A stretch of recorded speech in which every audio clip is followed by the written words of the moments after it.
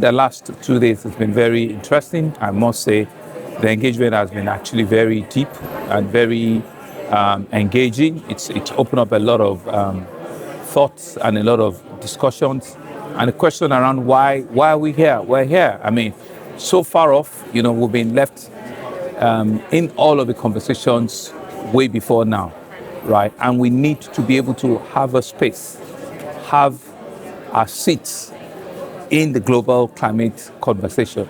And I think the strongest point to take away was the speech by the United Nations Secretary General, Antonio Guterres, earlier today, where he said to all of us in that room that 60% of global solar energy, the benefits and the output of it is in Africa. 30% to 35% of global mineral is in Africa. 25% of the global population is in Africa.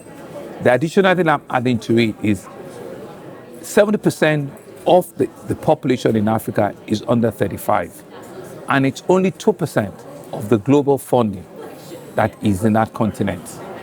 Just do a switch. If we can just change that to 8% to 10%, and you see the incremental benefit that will come into that continent. Not because we're asking for a handout, because we see ourselves as the future of work.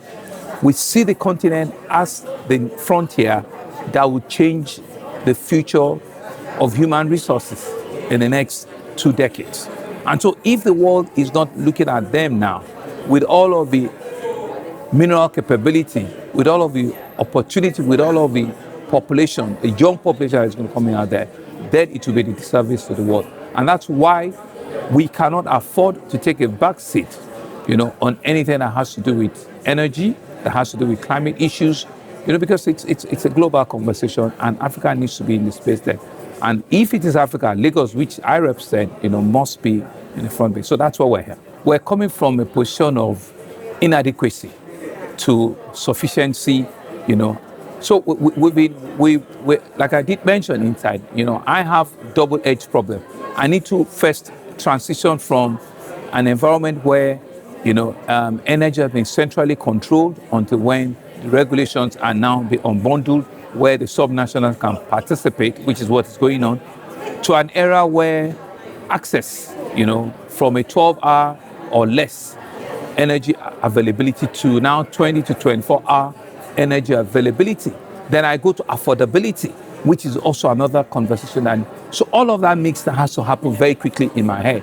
And we're doing that with the transition into cleaner energy, removing the huge city population that we have, where we have fossil fuel, bad fuel, and we're changing all of that to very clean, where we're using the opportunity that the sun, the rich sun, gives us to transit into cleaner energy provisions to our people, and where we're ensuring that we also can do this sustainably, where we're moving from a city where there are climate issues, year in, year perennial, flooding issues that has to do with our geography, where we're moving from perennial, flooding issues to where we now have to take care of that and also now build resilience, for people. So these are some of the very hydra-headed issues that we're dealing with.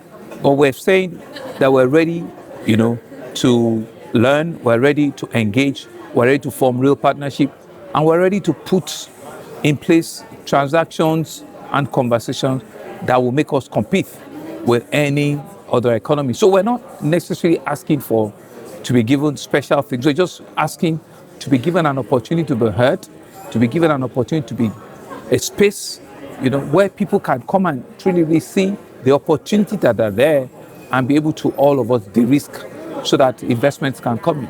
I'm very excited about that, and I've told them, I've invited some of them to Nigeria before the end of the year, and I said to them, it's not just a talk shop. I don't want talk shops. I don't want to come back here to talk.